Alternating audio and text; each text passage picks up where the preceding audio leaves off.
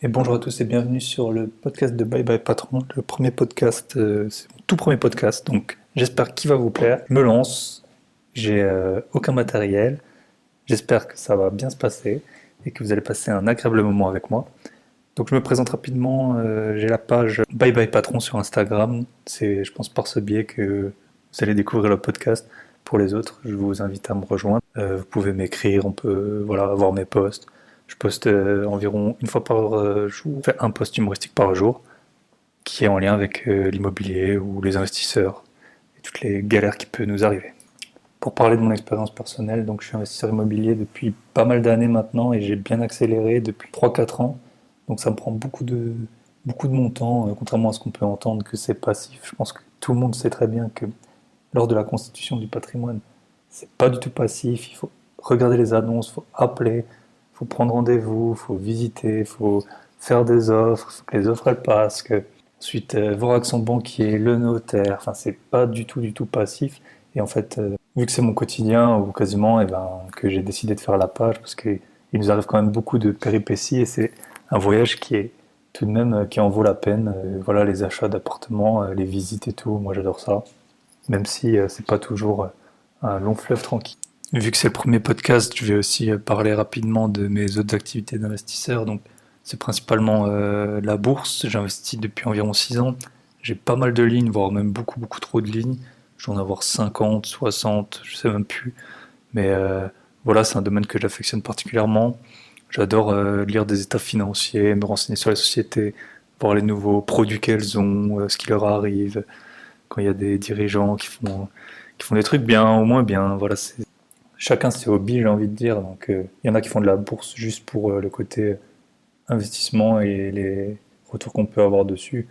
Moi, c'est plutôt que ça m'intéresse et donc si ça rapporte de l'argent, j'en suis bien content. Mais sinon, j'aime bien, voilà, rester accroché à l'actualité des sociétés qui font en fait les produits qu'on utilise un peu tous les jours.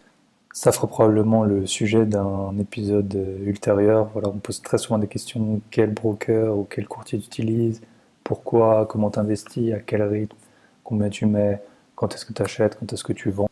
Souvent, c'est des gens qui ont vu un épisode de Capital, comment devenir riche ou comment ce multimilliardaire a réussi, et vous, non.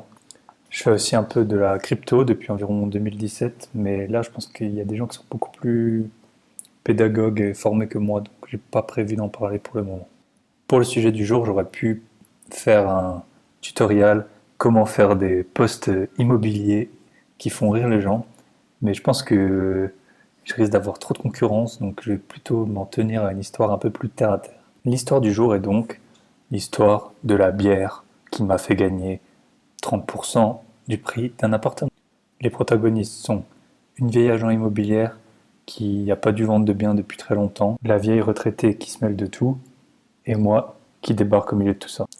Le décor, un appartement à l'odeur fétide dans lequel on arrive à peine à rester quelques secondes tellement ça vous pique les yeux et ça vous fait remonter le petit-déj. Puis le bar d'un aéroport. Pour vous raconter l'histoire complète, c'était un de mes premiers achats immobiliers. J'avais lu, je m'étais renseigné, franchement j'avais bien fait mes devoirs, j'étais au point, j'étais prêt à manger le monde. Et j'étais paré pour une journée de visite, j'avais une dizaine de visites prévues dans la journée. Et là, ça a commencé avec une agent qui me faisait visiter un T2 dégueulasse bien sûr. Et là, elle me dit, ah mais si vous voulez, je sais pas si c'est une bonne idée que je fasse les voix de femme. Si vous voulez, j'ai un studio pas très loin, je peux vous le montrer. Moi, j'étais pas du tout chaud pour acheter un studio, je voulais acheter des trucs un peu plus grands parce qu'on m'avait conseillé de prendre des plus grandes surfaces du style T2 ou T3 parce qu'il y a moins de turnover. Et sinon, vous allez avoir que des étudiants ou des cassos. J'avoue que dans ce studio, j'ai eu un gars, il était bien dégueu, bien dégueu. On a dû tout jeter, tout désinfecter, aérer pendant 10 jours après qu'il soit parti. C'est le jeu, ma pauvre Lucette, comme on dit. Donc l'agent immobilier, elle me montre ce studio en fait qui n'était pas prévu. Et là, quand j'arrive, c'était vraiment, il y avait tous les indices de la bonne affaire qui allait se faire. C'est-à-dire, il n'y avait aucun panneau, les volets étaient fermés. On rentre dans l'appartement, ça puait, il y avait des mouches mortes. Ça n'avait pas été. En fait, personne n'était venu là depuis des mois, ça se voyait tout de suite. Et là, comme dans les films, il y a la vieille d'à côté qui sort, qui commence à taper la discute. Et moi, directement, je lui dis mais l'appartement, il est vide depuis combien de temps? Elle me dit oh là là, ça fait au moins 1 an qu'il n'y a plus personne. Moi, j'ai tous toutes les lumières qui sont allumées, je me dis là, l'appartement il est mal annoncé. L'agent immobilier, elle savait pas les charges, elle savait pas la taxe foncière. C'est tout juste si elle savait où étaient les clés.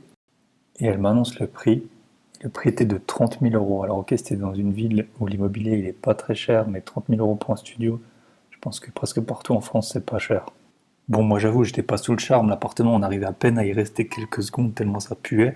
Je voyais bien qu'en fait il fallait aérer, il fallait mettre de l'eau dans les siphons et que c'était pas grand chose. J'ai regardé un peu partout, j'ai pas vu d'animaux crevés ou de gigots qui restaient trop longtemps dans le frigo. Bref, je fais mes autres visites de la journée, je repense rapidement à l'appartement, mais bon, comme je vous ai dit, c'était pas le coup de cœur, mais après en faisant le point, je me suis bien aperçu qu'il y avait moyen de faire un coup.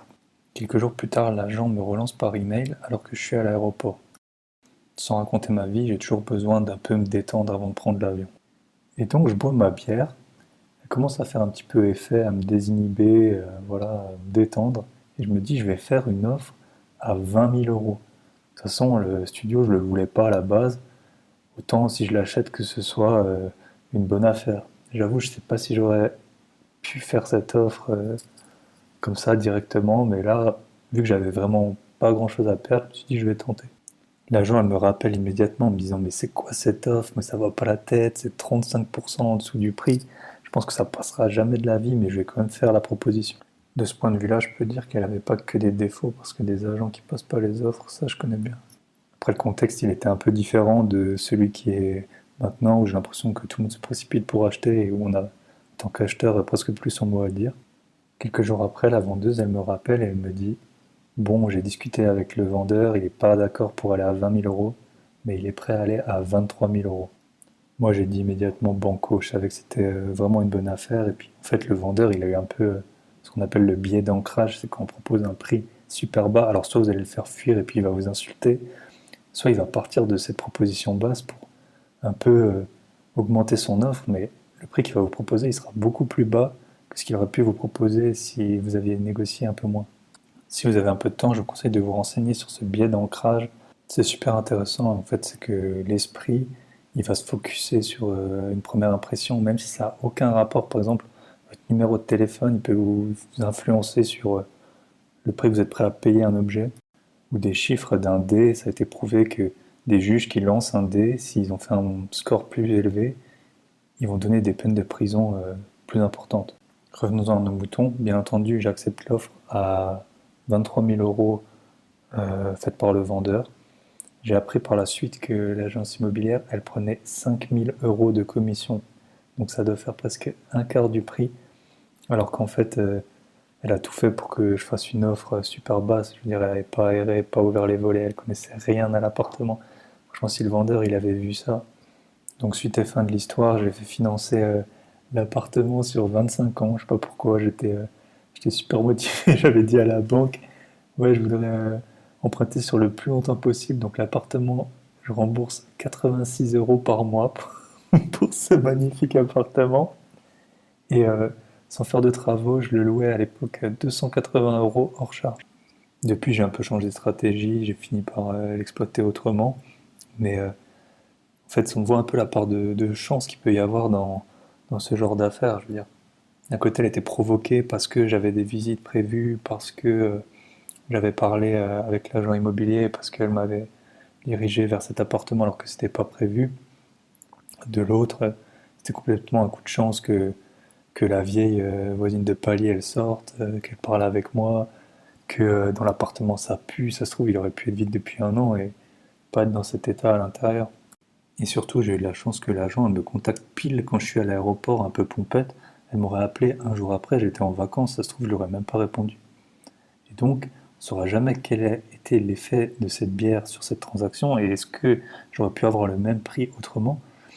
Ce qu'on peut dire, c'est qu'en gros, elle m'a rapporté 7 000 euros de négociation pour une bière.